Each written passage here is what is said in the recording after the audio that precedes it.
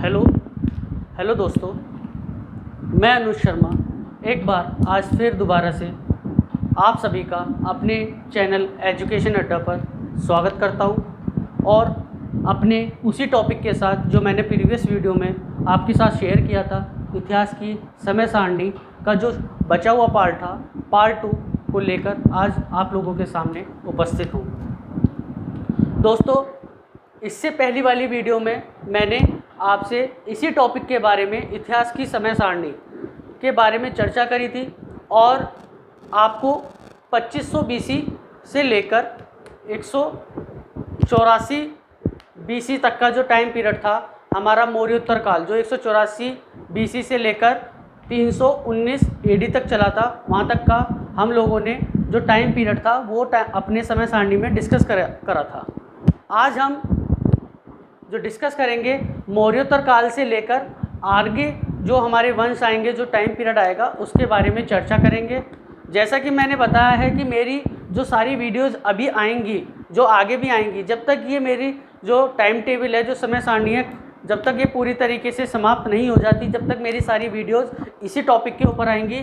तो इससे पहली वाली वीडियो हमारी पार्ट 1 थी, ये वाली पार्ट 2 है। चलिए अपनी वीडियो को स्टार्ट करते हैं, अपने टॉपिक पर चर्चा करते हैं।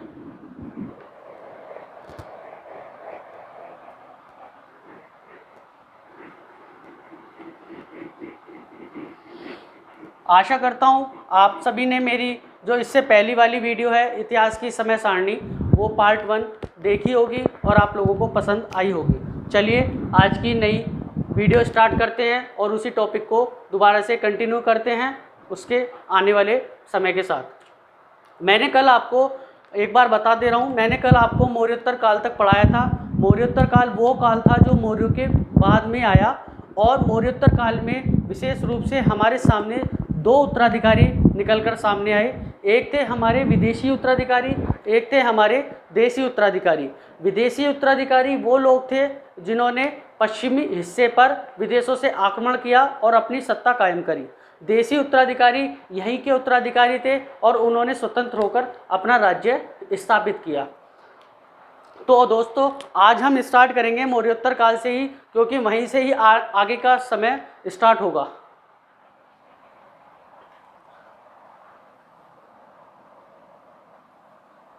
एक 184 बीसी से लेकर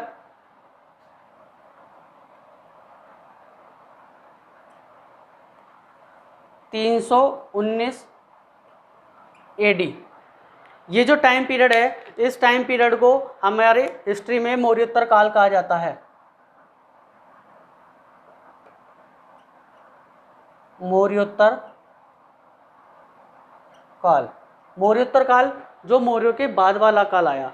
हमने कल भी इस पर डिस्कस किया था कि इसमें हमारे विदेशी जो उत्तराधिकारी और देशी उत्तराधिकारी। दोस्तों, कल मैंने आपको सिर्फ जो इससे पहले वाली वीडियो थी, जो पार्ट 1 थी, उस वाली वीडियो में मैंने आपको सिर्फ उत्तर भारत के बारे में ही टाइम पीरियड के बारे में बताया था। लेकिन मैं आपको बताना चाहूँ कि मैं अपनी इस टाइम टेबल में आपको उत्तर, जो हमारा बीच का सेंटर वाला पार्ट है, मध्य और दक्षिण भारत, तीनों को एक साथ लेकर चलूँगा। क्यों? अगर तीनों को अलग अलग पढ़ाऊँगा तो आपको इतिहास को जानने में, समझने में बहुत कठिनाई होगी, सारे राजवंशों को। अगर मैं आपको एक साथ इस टेबल में जो इनके समकालीन रहे हैं उनको बताता चलूँगा कि जो जो इनके आसपास में रहे हैं, कि उत्तर भारत में कौन सा राजवंश रहा, मध्य में कौन सा रहा और दक्षिण में कौन सा रहा, तो आपको इतिहास को पढ़ने में ज़्यादा इंटरेस्ट आएगा, ज़्यादा समझ में आएगा। तो आज हम उत्तर भारत के साथ साथ आपको मध्य भारत के बारे में और दक्षिण भारत के बारे में भी बताएंगे।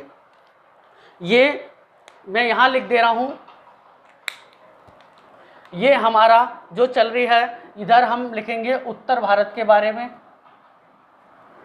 बीच में इधर जो लिखेंगे वो हमारा आप मध्य या पश्चिम भारत भी कह सकते हैं उसे, मध्य या पश्चिम मध्य भारत, और इधर जो लिखेंगे वो हमारा दक्षिण भारत के बारे में लिखेंगे। तो हमारा पैरेलल में चलेगा, समकालीन चलेंगे।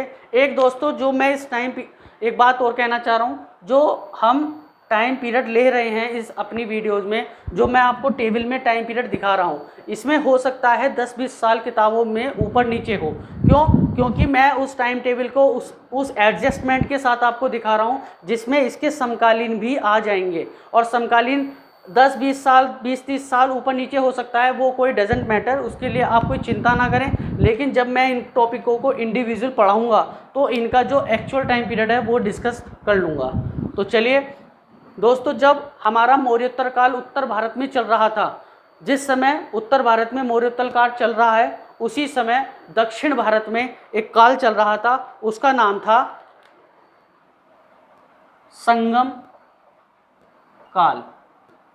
क्या नाम था? संगम काल। जिस समय मौर्योत्तर काल भी कह सकता हूँ, मैंने आपसे पहले भी कहा कि 10-20 साल 20-30 साल भी ऊपर नीचे हो सकता है। मौर्योत्तर काल से पहले भी संगम काल चलता रहा है मौर्यों के टाइम पीरियड में। तो मौर्यों से लेकर जब मौर्योत्तर काल तक हमारा दक्षिण में संगम काल चल रहा था। अब ये संगम काल कौन सा काल था? संगम का मतलब होता है लोगों दोस्तों सभाएं कि उस काल में कुछ सभाएं होती थी। अब वो सभाएं किन लोगों की होती थी? वो सभाएं होती थी तमिल कवियों की। किनकी होती थी? तमिल कवियों की। तमिल कवि किस चीज़ की सभा करते थे? सभा में क्या होता था? तो संगम काल में जो हमारा तमिल साहित्य है उसकी रचना की गई है। तमिल साहित्य की रचना की गई है। तमिल साहित्य की रचना की गई है। और संगम काल जब चल रहा था तो साउथ में, दक्षिण में भारत के कुछ छोटे छोटे राजवंश थे, उनके बारे में भी आप समझ लीजिए। चोल, चेर और पांड्य, ये 3 राजवंश छोटे छोटे चल रहे थे। अब मैं आपको एक छोटा सा मैप बता दे रहा हूँ, अभी यहीं ड्रॉ करूँगा, उसको आप समझ लीजिए। मैं उसको रफ भी यहीं कर दूँगा, यहाँ समझा दे रहा हूँ मैं आपको। सपोज ये आपका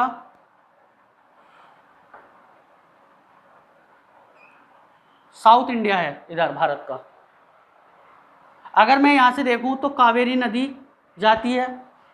कावेरी नदी से ऊपर जो राजवंश था साउथ में, वो था हमारा चोल। इसको आप ड्रॉ भी कर सकते हैं अपने कॉपी पर, फिर मैं इसको रफ भी कर दूंगा। इधर जो नीचे राजवंश था वो था पांड्य। और यहाँ पर एक नदी जो कि कृष्णा की सहायक नदी कहलाती है, तुंगभद्रा।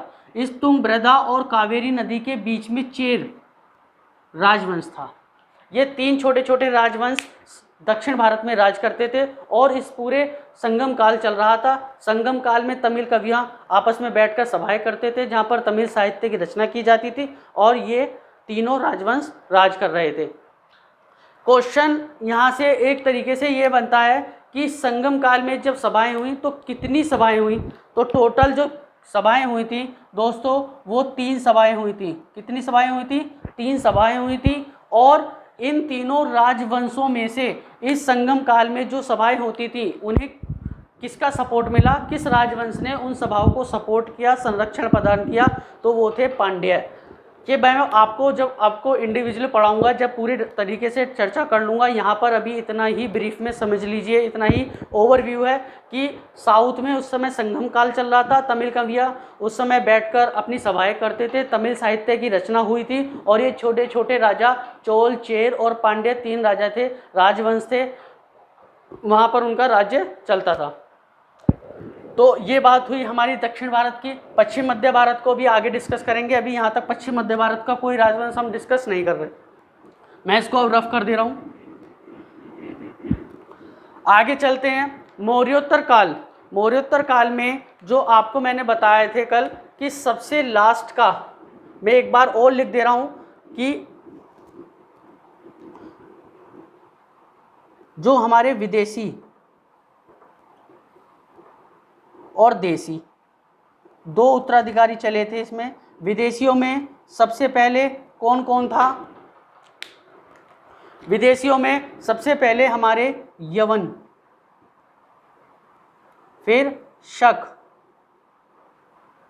फिर पल्लव और सबसे लास्ट में आ गए हमारे कुषाण। इस तरीके से सीक्वेंस चला था विदेशी उत्तराधिकारियों का, और देशी उत्तराधिकारियों का चला था सबसे पहले शुंग वंश था, जिसकी मैंने कल आपको एक स्टोरी बताई थी पुष्यभूति शुंग का।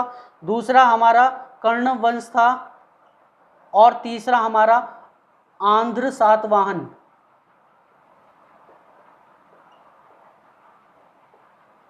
एक बात मैं इस वाले वंश की ओर बता दे रहा हूं, जो क्वेश्चन ज़्यादातर एग्जाम में पूछा जाता है इस वंश के ऊपर। क्वेश्चन इस तरीके से आता है कि ऐसा कौन सा राजवंश है जो उत्तर भारत और दक्षिण भारत के बीच में सेतु बनाने का काम करता है, ब्रिज बनाने का काम करता है। वो वाला वंश है आंध्र सातवाहन। अब ये ब्रिज, ये उत्तर भारत में दक्षिण भारत में ब्रिज बनाने का काम, तो मैं आपको बताता हूँ कि ये वो राजवंश है जिसकी स्थापना तो उत्तर भारत में हुई थी, लेकिन इन्होंने अपना शासन, अपना राज्य जो स्थापित किया था वो दक्षिण में किया था। इसलिए इनको ऐसा राजवंश बोला जाता है जो उत्तर भारत में और दक्षिण भारत में सेतु बनाने का काम करता है, वो है आंध्र सातवाहन। अब 319 AD तक हम आ चुके हैं। अब इससे आगे की तरफ हम टाइम पीरियड को लेकर चलते हैं। तो इससे अगर हम टाइम पीरियड लेके चलें तो वो हम लेके चलते हैं 550 AD तक। अब क्या हुआ, अब कौन सा उत्तर भारत में हमारा कौन सा राजवंश स्थापित हुआ, या पश्चिम मध्य भारत में कौन सा राजवंश स्थापित हुआ, और दक्षिण में कौन सा राजवंश स्थापित हुआ।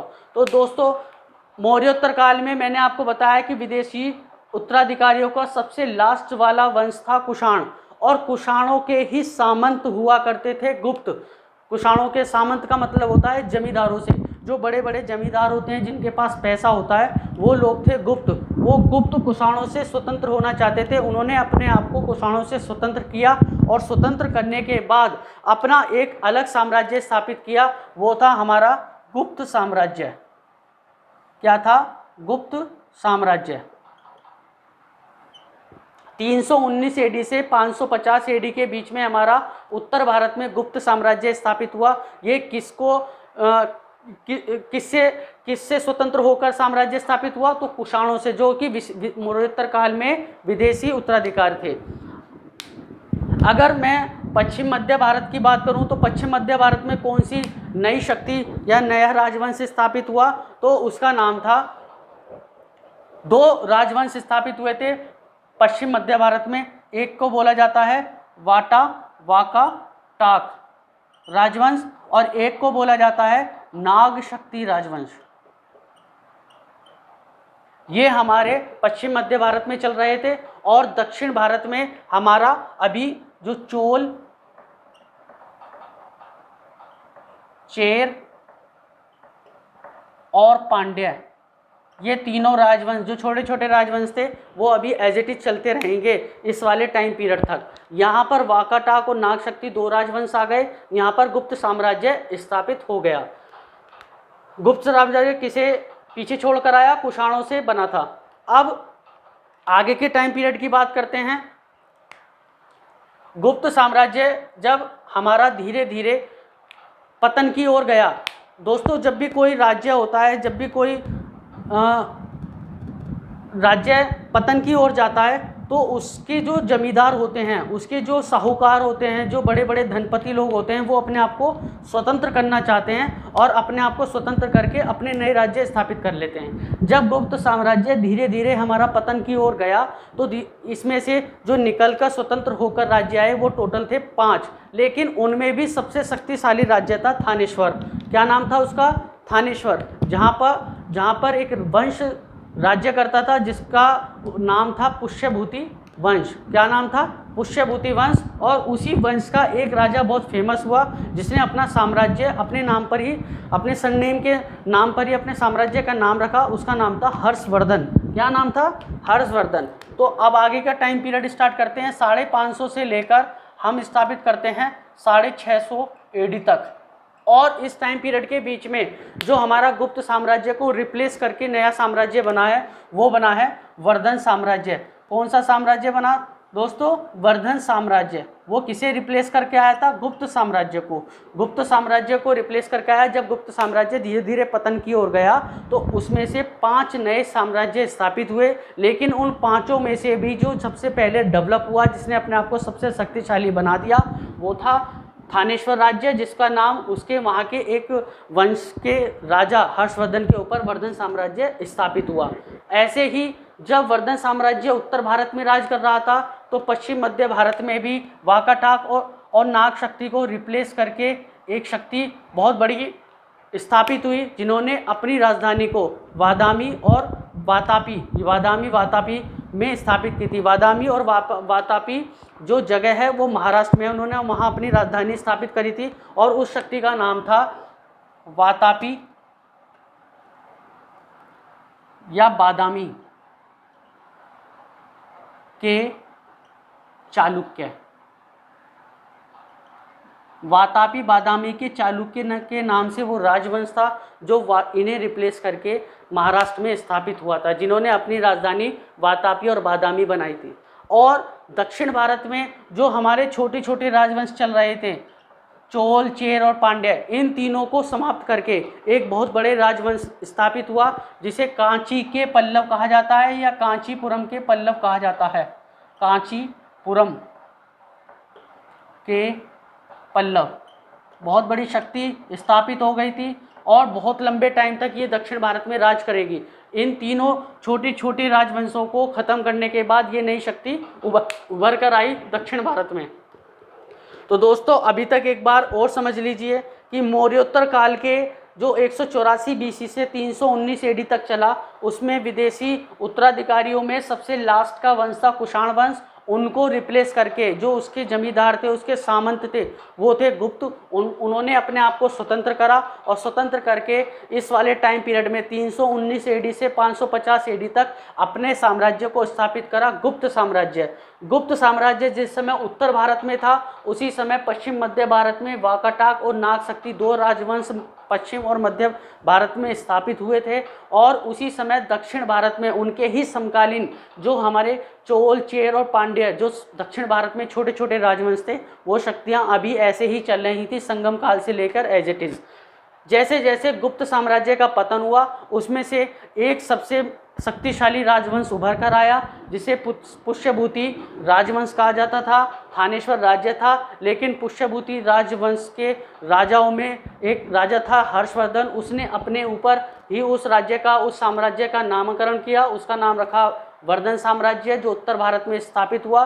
वर्धन साम्राज्य के समकालीन जो पश्चिम मध्य भारत में वातापी और बादामी के चालुक्य बने, जो वाकाटाक और नाग शक्ति को रिप्लेस करके आए। और इधर दक्षिण भारत में चोर, चेर, पांडे जो तीन नई बड़ी शक्तियां चल रही थी, उन बड़ी शक्तियों को, जो छोटी शक्तियां चल रही थी, उन छोटी शक्तियों को ख़त्म कर कर एक बड़ी शक्ति ने जन्म लिया, एक बड़े राजवंश स्थापित हुआ, जिसे कांचीपुरम के पल्लव कहा गया। अब दोस्तों आगे बढ़ते हैं और इस टाइम पीरियड से 650 AD से आगे चलते हैं। यहाँ तक के समकालीन मैं आपको बता चुका हूँ। समकालीन अगर आप इतिहास में देखेंगे तो बहुत ज़्यादा, मतलब कि आप बहुत ज़्यादा राजा महाराजा के बारे में बताया गया है, लेकिन ये वो समकालीन राजवंश है जिन्हें, जो आपके लिए या मेरे लिए या कोई भी हिस्ट्री पढ़ेगा उसके लिए बहुत ज़्यादा इम्पोर्टेंट है और मोस्टली इन्हीं के ऊपर से क्वेश्चन आते हैं। ये राजवंश वो राजवंश हैं जो एग्ज़ाम्स में बार बार पूछे जाते हैं समकालीन। और इससे अगर हम इन समकालीन राजवंशों को एक साथ लेकर पढ़ेंगे तो हमें हिस्ट्री अच्छे से समझ में आएगी। चलिए आगे बढ़ते हैं। 650 AD से अब मैं अगर टाइम पीरियड ऊपर देखूं तो मैं इसको चलो 800 AD तक लेके चलता हूं। 800 AD। अब इस वाले टाइम पीरियड में कौन सा राजवंश स्थापित हुआ, उत्तर भारत में, पश्चिम मध्य भारत में या दक्षिण भारत में, उस पर चर्चा करते हैं। अब वर्धन साम्राज्य जब स्थापित हुआ तो वर्धन साम्राज्य को रिप्लेस करके कौन सा उत्तर में आया, वर्धन साम्राज्य को स्थापित करके, जो रिप्लेस करके उत्तर भारत में जो नया राजवंश स्थापित हुआ, उसका नाम था गुर्जर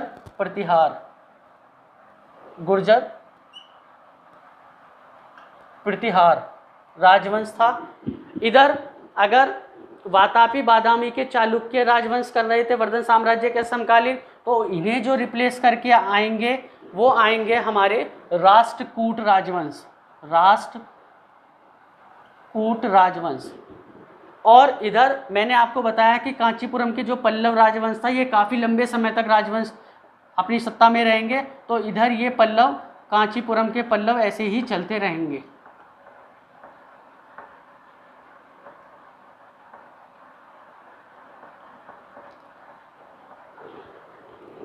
वर्धन साम्राज्य को रिप्लेस करके उत्तर भारत में गुर्जर प्रतिहार आ गए। वातापी बादामी के चालुक्यों को रिप्लेस कर पश्चिम मध्य भारत में राष्ट्रकूट आ गए और कांचीपुरम के जो पल्लव हैं वो एज इट इज दक्षिण भारत में चलते रहे।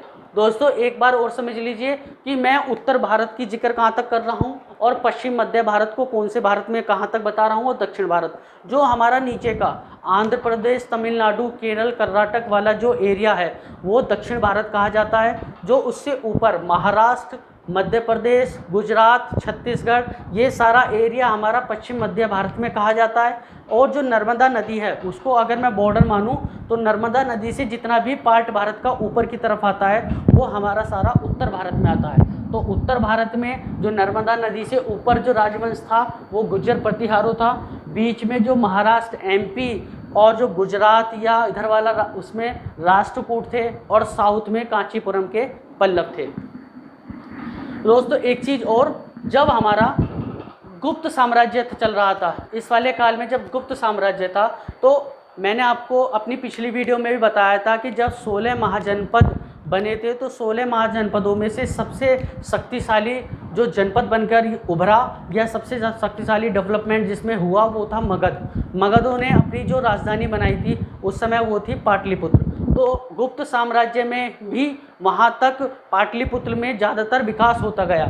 लेकिन जब वर्धन साम्राज्य, हर्षवर्धन ने जब वर्धन साम्राज्य बनकर आया, वर्धन साम्राज्य, तो इसमें जो राजधानी बनकर आई वो थी कन्नौज। वर्धन साम्राज्य में राजधानी का परिवर्तन हो गया, पाटलिपुत्र से कन्नौज स्थापित हो गई। और दोस्तों हम जानते हैं जब जिस राज्य की जो राजधानी होती है वहाँ पर ज़्यादा डेवलपमेंट, ज़्यादा विकास, ज़्यादा रोजगार उपलब्ध कराए जाते हैं। तो अब पाटलिपुत्र इतनी डेवलप ना रहकर, वो मगध वाला एरिया इतना डेवलप ना होकर अब कन्नौज में ज़्यादा डेवलपमेंट स्थापित हुआ और वर्धन साम्राज्य में कन्नौज अपनी चरम सीमा पर पहुंच गया विकसित होने में और वहाँ पर वैभवशाली दिखाई देने लगा। जब वर्धन साम्राज्य को रिप्लेस करके गुर्जर प्रतिहार आए तो उन्होंने भी कन्नौज से प्रभावित होकर उसके वैभव, उसके एरिया को देखकर, उसके जो वहाँ पर डेवलपमेंट हुए थे वो एरिया देखकर कन्नौज पर अपना अधिकार कर लिया। जब कन्नौज पर अपना अधिकार करा तो इस वाले टाइम पीरियड में अभी एक चीज़ और कि 650 से 800 एडी के बीच में जो हमारा बंगाल और बिहार वाला क्षेत्र था, बंगाल और बिहार वाला क्षेत्र था। क्यों? क्योंकि गुप्त साम्राज्य से जो हमारा पाटलिपुत्र और मगध वाला राज्य था वो अब बिल्कुल अनडेवलपमेंट हो गया था, वहाँ से बिल्कुल अलग हो गया था। क्योंकि वर्धन साम्राज्य में कन्नौज जो उत्तर प्रदेश में पड़ता है उसी साम्राज्य के उसी एरिया के ऊपर ज़्यादा विकास स्थापित हुआ। तो हमारा बंगाल बिहार वाले पार्ट में एक नई शक्ति ने जन्म लिया, उनको बोला गया पाल। क्या बोला गया? पाल। पाल। बिहार और बंगाल में पाल शक्ति आ गई। उत्तर में हमारे गुर्जर प्रतिहार, पश्चिम मध्य में राष्ट्रकूट और दक्षिण में कांचीपुरम। ये हमारे 650 से 800 एडी के बीच में जो राजवंश भारत के ऊपर राज कर रहे हैं ये उनके समकालीन हैं। अब गुर्जर प्रतिहार ने जब कन्नौज पर अधिकार कर लिया, कन्नौज के वैभव को देखकर, तो जो इनके पड़ोसी हैं पश्चिम मध्य भारत में इनके राष्ट्रकूट पड़ोसी और बंगाल बिहार में इनके पाल, तो इन्होंने क्या सोचा कि हमें भी कन्नौज पर अधिकार करना चाहिए। दोस्तों पाल जो थे वो हमारे बौद्ध धर्म को मानते थे। कौन से धर्म को मानते थे? बौद्ध धर्म को मानते थे। गुर्जर प्रतिहार हमारे हिंदू धर्म को मानते थे और हमारे राष्ट्रकूट जो थे वो जैन धर्म को मानते थे। तीनों अलग अलग धर्मों के राजवंश थे और तीनों ही उस समय जो वर्धन साम्राज्य की राजधानी जो कि गुर्जर प्रतिहारों ने अपना कब्जा कर लिया था कन्नौज पर अधिकार करना चाहते थे। तो कन्नौज पर अधिकार करने के लिए इन तीनों राजवंशों में एक युद्ध होता है जो इतिहास में बहुत बार पूछा गया है एग्जाम में। उसे बोलते हैं कन्नौज का त्रिपक्षीय संग्राम। क्या बोलते हैं? कन्नौज का त्रिपक्षीय संग्राम। मतलब कन्नौज पर अपनी सत्ता हासिल करने के लिए इन तीन राजवंशों में, पालों के बीच में, गुर्जर प्रतिहारों के बीच में और राष्ट्रकूटों के बीच में, तीनों में कई इनके वंशों में भी मतलब कि 650 से 800 चला है, मतलब कि 100, 125, 150 सालों तक युद्ध होता रहा। और और वो त्रिपक्षीय संग्राम कहा गया। लास्ट में उसे गुर्जर प्रतिहारों ने ही जीता था, लेकिन इन तीनों के बीच में कन्नौज को लेकर त्रिपक्षीय संग्राम हुआ। पल्लव उससे अलग रहे क्योंकि ये साउथ में थे और इनकी पहुंच से कन्नौज बहुत बाहर था, क्योंकि कन्नौज उत्तर प्रदेश में पड़ता था। ये तीनों आपस में पड़ोसी थे, इसलिए ये कन्नौज को अपनी सत्ता में शामिल करना चाहते थे, क्योंकि वो बहुत डेवलप था। तो दोस्तों यहाँ तक मैंने आपको आज 184 BC से लेकर आपको 800 BC तक जो वंशावली हैं वो पढ़ाई हैं। दोस्तों एक बात और सुन लीजिए कि कभी भी इतिहास में अब जो वे चल रहा है एग्ज़ामों का, उसमें कभी भी आपसे राजाओं की वंशावली नहीं पूछी जाएगी। राजाओं के जो ऊपर क्वेश्चन आएंगे, जो वंशों के ऊपर क्वेश्चन आते हैं, वो ज़्यादातर उनकी मूर्ति कला के ऊपर आते हैं, मंदिरों के ऊपर आते हैं, उन राजवंशों में लिखी गई पुस्तकों के ऊपर आते हैं। ऐसा कुछ नहीं है कि आपसे किसी राजा का बेटा पूछा जाएगा, ऐसा अब एग्जामों के अंदर नहीं आता। अब पैटर्न बिल्कुल चेंज हो चुका है। चेंज पैटर्न में केवल वो आपसे आर्किटेक्चर पूछेंगे, मंदिरों का निर्माण पूछेंगे, सिक्कों का निर्माण पूछेंगे, वास्तुकला के बारे में पूछेंगे, मूर्तिकला के बारे में पूछेंगे, आपसे पुस्तकों के नाम पूछेंगे, उनके लेखक पूछेंगे। इतिहास के बारे में अब ये पैटर्न बनकर आ रहा है, जो इतिहास के बारे में क्वेश्चन पूछे जा रहे हैं। तो जब मैं आपको इन राजवंशों को अलग अलग इंडिविजुअली पढ़ाऊँगा, जब मैं आपको वातापी बादामी के चालुक्य पढ़ाऊँगा, राष्ट्रकूट पढ़ाऊँगा, इंडिविजुअली पढ़ाऊँगा, तो इनमें जो मूर्ति कला यूज़ हुई, जो इनमें आर्किटेक्चर यूज़ हुआ किसी भी चीज़ को, जैसे ये कांचीपुरम के पल्लव साउथ में चल रहे थे, तो कांचीपुरम के पल्लव वो राजवंश था जिन्होंने सबसे पहले इतिहास में जो पत्थरों को काटकर मंदिर बनाए जाते थे, उस वाली विधि का, उस वाली शैली का निर्माण किया। मतलब कि पत्थरों को काट कर मंदिरों जो भी बनाए गए, साउथ में आज भी आप देखते हैं कि पत्थरों को काट कर ही मंदिर बनाए जाते हैं। वो वाली शैली इन्हीं लोगों ने, इन्हीं राजवंशों ने स्थापित करी थी, कांचीपुरम के पल्लव। तो ऐसे क्वेश्चन बनेंगे, जैसे गुप्त साम्राज्य के ऊपर क्वेश्चन बनते हैं कि सबसे पहले हमारे मंदिरों का निर्माण कौन से साम्राज्य या कौन से राजाओं ने कराया था, तो गुप्त साम्राज्य यही वो साम्राज्य है जिसमें सबसे पहले मंदिरों का निर्माण हुआ। क्यों? क्योंकि ये किसको रिप्लेस करके आए थे? कुषाणों को। और कुषाण वंश वो राजवंश था जिन्होंने सबसे पहले मूर्तियां बनवानी स्टार्ट करी थी, जिन्होंने सबसे पहले अपनी मूर्तियां बनवाई थी। मूर्तियां यहाँ बनी, मंदिर यहाँ बने, ऐसे ऐसे आर्किटेक्चर डेवलप होता गया, कला में लोगों का विकास होता चला गया और धीरे धीरे राजवंश स्थापित होते चले गए। तो दोस्तों जब मैं आप इनको इंडिविजुअली पढ़ाऊँगा तो इन पर पूरी डिटेल में हम चर्चा करेंगे। इस जो समय सारणी में आपको पहली वाली वीडियो में या इस वाली वीडियो में जो अगली और वीडियोज़ आएंगी, उसमें सिर्फ इन कालों के, इन राजवंशों के ओवरव्यू के बारे में बात करेंगे। अब एक चीज़ और, आप वीडियो को के लास्ट में मैं एक चीज़ और बताना चाह रहा हूँ। जो ये वाला टाइम पीरियड चल रहा था 650 से 800 AD के बीच में, एक टाइम पीरियड था 712 AD।